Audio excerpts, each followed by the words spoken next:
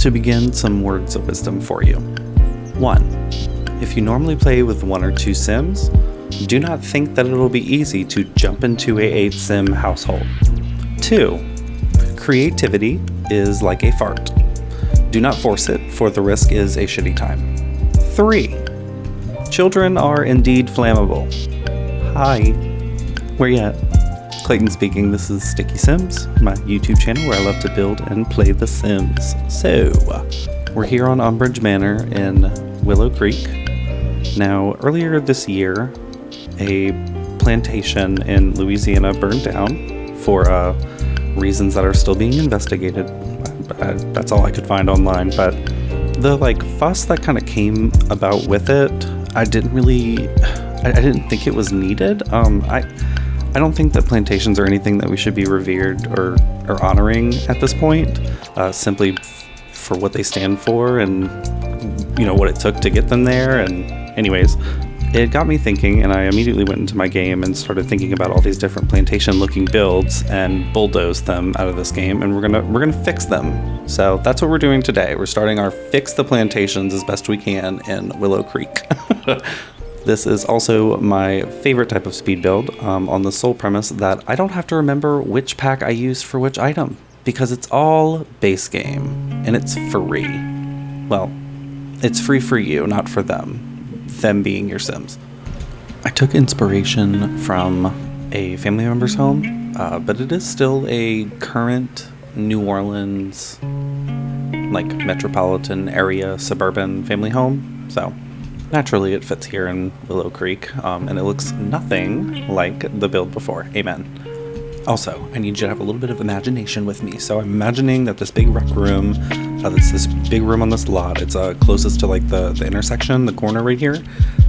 Say it used to be a garage maybe, and then we, renovated and we made it into a rec room, and then expanded out a little bit to the side, and yeah, and then we did what did I do? A carport. Yes, the windows. I fought with the windows a lot. The ones that you see right here, it's like a darker blue.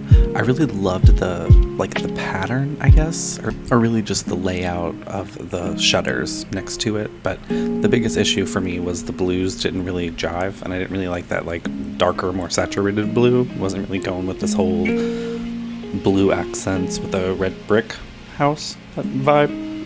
It really is a labor of love to have to watch myself struggle with the roof again, but I still think it came out good in the end. I'm very happy with the finished product. I knew going base game only I was just gonna have to succumb to the Sims 4 style, which I'm not complaining. I absolutely love this little kitschy style that the Sims 4 has, but I still wanted to kind of stick to as realistic as I could and as close to the reference as I could, and I was very pleased with how I was able to sometimes up the ante. I guess instead of not just meeting the realistic thing, I was able to upgrade it in a way, more particularly I think in the backyard now, so you don't think that I'm just here praising the Sims. I did have one big disappointment when I was working on this lot, and that is just the sole fact that cats and dogs is not a base game thing. I really would have loved to have been able to add a dog and a cat, one or the other or both. But it's not a base game thing. You do have to have the Cats and Dogs expansion pack, which we could talk about that in another video. But yeah, that's the only disappointment. No cat or dog for this household. Now, I did substitute in a way. I did a cow plant. So that's fun, right? Talk about upgrading the backyard, remember? Now, remember earlier I said creativity is like a fart? I was talking about this pool. See how I had to just kind of walk away? Because I had some inkling of a vision of what I wanted with the pool, and I realized how much it wasn't a vision when I started, and I ended up with this weird S shape. I did try to save it with rocks and try to think outside of the box, but ultimately I was just like, I'm trying to force this and it's not working and I'm not having a good time. So that's where that came from. So yeah, by not forcing it and coming back, I was able to realize that I'm overthinking it. So I went with something a little bit more simple, and I am so excited at how the pool thing came out. The pool thing, the back, it's definitely a patio. But at the same time, how could I not put a huge patio with this cute little, it's like a park, kind of, behind the house on this lot? Adorbs. As you can see, I also played with the terrain a little bit. I typically avoid playing with the terrain just because sometimes it starts to feel like surgery. I mean, thankfully we have an undo button in a game, so it's not exactly like surgery, but it just feels like any little small movement could be detrimental to everything. Now that I'm thinking about it, this actual house that I was inspired by is on a cul-de-sac, and I wish that we had a cul-de-sac in the game. It would have just lended to this driveway-looking thing. It would have made a little bit more sense, but it's a game.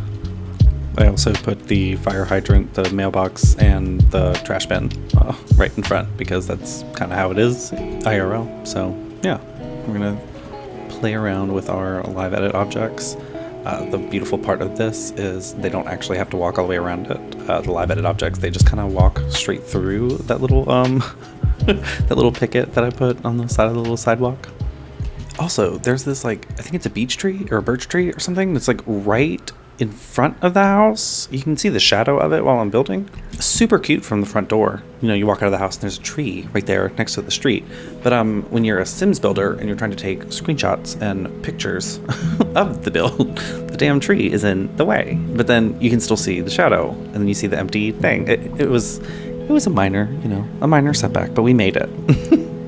Ooh, yay, we're probably gonna be going inside soon once we get the backyard done. I'm excited because the inside, I decided to kind of go a little backwards. Normally I start with all the shared spaces and then I end on the bedrooms, but this time I couldn't wait to tell you about this huge household that I made. So we started with the bedrooms and then worked our way down the stairs. But let me stop because I'm getting ahead of myself. We went in on the backyard, and I had a great time with the backyard.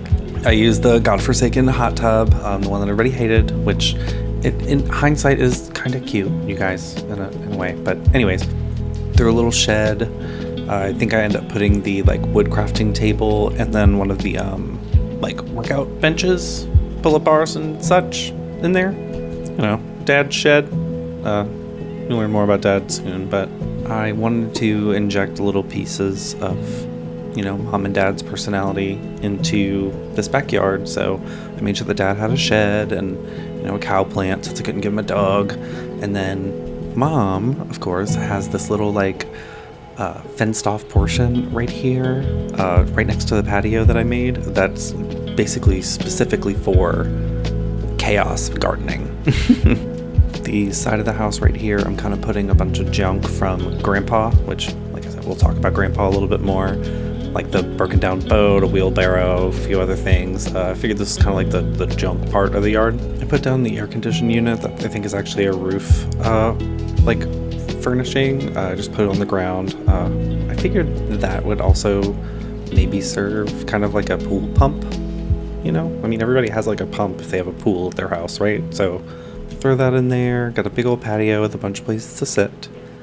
For a TV on the patio, because it's a big thing that people like to do down here, which I think mostly it's so that you can watch the game and have a cigarette. But I'm gonna end up pulling the patio out more and raising the pool up to kind of, I guess, create a little bit more of a seamless type patio environment, cabana, if you will. And I'm gonna decorate the other side of the pool, some different landscaping and such. But I remember when I was doing this, I kept looking at this little garden behind the lot that I was like, we need to find a way to make use of that, those plants that are just there. So I end up, just doing put a gate in, right? That's the simple solution here. Doing it on the flip side of the patio kind of creates a back door, if you will.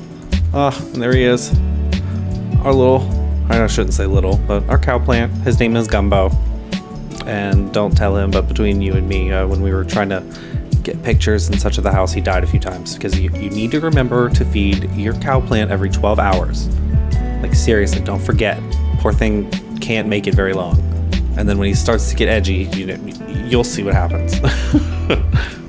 Yay. So we're going to expand out this little, it's not a trellis, I forget what you call it, but I usually just go the striped route or the crisscross route, and this time I kind of had a change of, I don't want to say a change of heart, but I was like, what if I did more of a chevron type pattern? And the reason I say that is because the lighting in this game is phenomenal, y'all. Circling us back to the base game of The Sims being free, this lighting is phenomenal.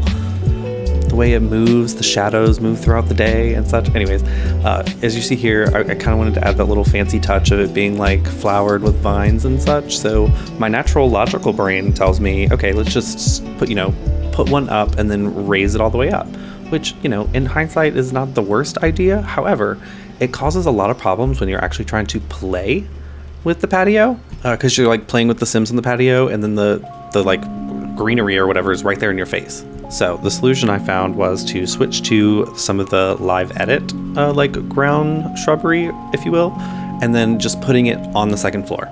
Like don't even bother with the first floor, just put it on the second floor, because when you're playing with your Sims on the first floor or on the ground level, you don't have anything in your way. You can see them being the chaotic cuties that they are.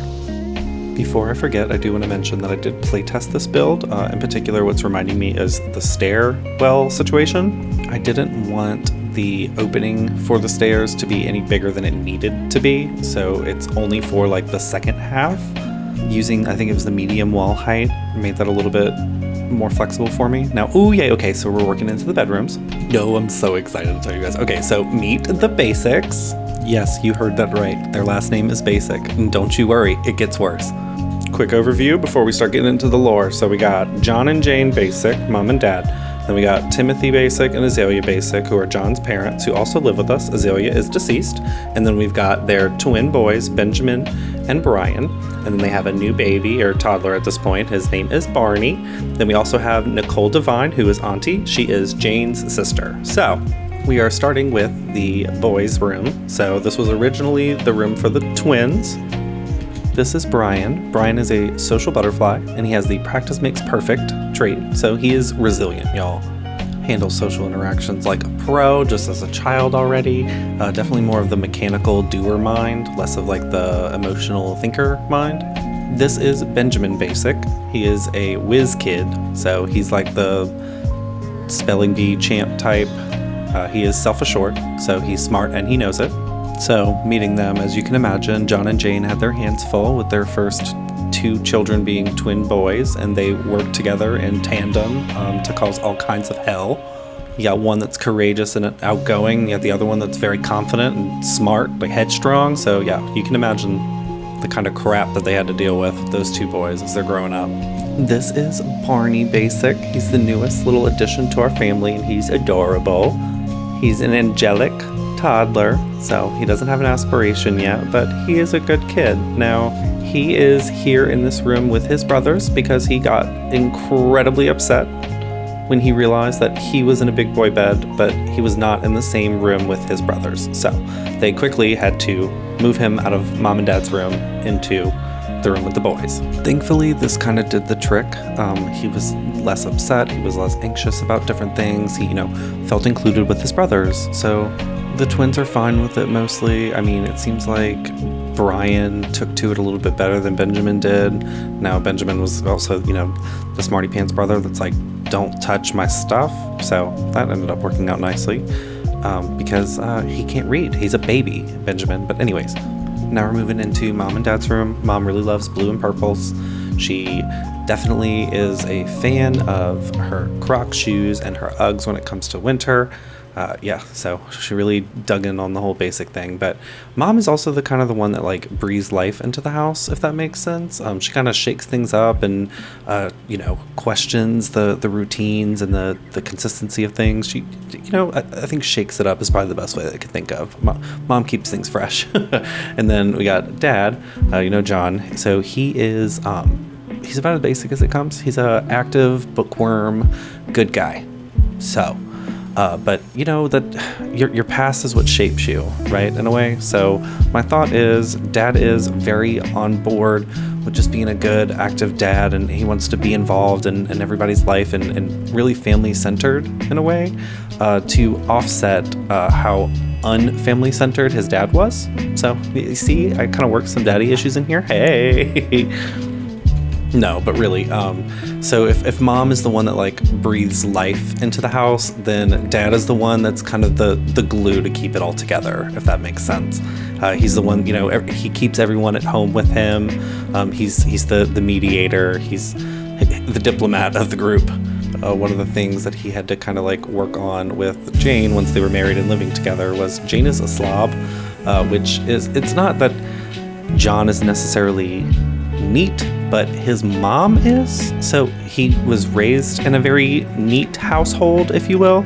So he kind of had to help out, you know, getting Jane and mom to not like secretly despise one another on just the sole fact of the, you know, the neat versus slob thing, which I guess the truth of the matter is that grandma would have been a lot more upset about it than Jane probably would have been. Now, anyways, you saw I put a bunch of books out in the bedroom for mom and dad, and then we're going to move over into the bathroom.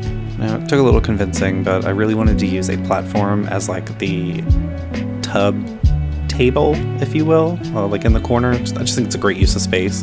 It's just particularly challenging when you're dealing with like ceilings and roofs and different things, when you're like throwing a platform into a room. But we did it. We had to, you know, pull the roofing back, and there was one little like white bar, I guess, if you will, across the back of the bathroom, and that's from the roof trim. And I decided that instead of fighting with this platform situation here, I decided to just work with it. So I kind of just thought of it as like maybe a lower shelf kind of thing in the bathroom, threw a plant in front of it. I don't think it looks bad. It's just, it's very obviously like, why is there a white bar there? But right, like see, just like the, you know, earlier with the pool, we're not going to overthink it. We're just going to go with it. We're going to make it work. We're not going to force it. Clutter up a little bit around the sink and around the little tub side platform, just to make it look a little lived in. I mean, there's 8 Sims in this house.